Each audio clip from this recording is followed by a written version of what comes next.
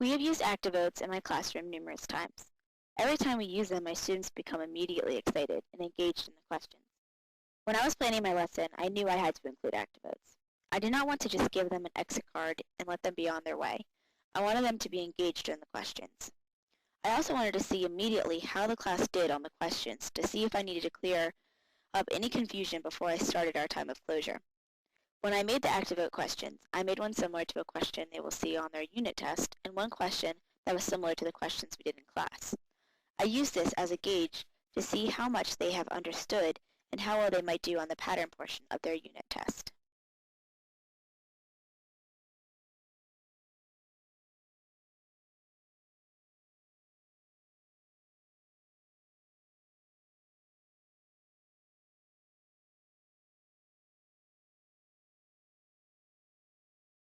For homework, I gave my students a worksheet that made them search their own home for a pattern. I designed this worksheet to help them connect what they have learned from the past few lessons in class to what they see in their homes. I wanted this homework to help the students understand that math patterns do not just apply in the classroom, but you can find them in your home as well. I wanted this homework to be a connection between our classroom and their home life. At the end of the lesson on the second day, I knew I had to end the day with a time of glow/grow closure. This type of closure was very different than what my students are used to, but I could tell they loved the change, and hopefully the change is here to stay. As I look back at my lessons and my students' work, I can see the effects of all my choices and actions. It is a daunting thing to think about the responsibility I have as a teacher.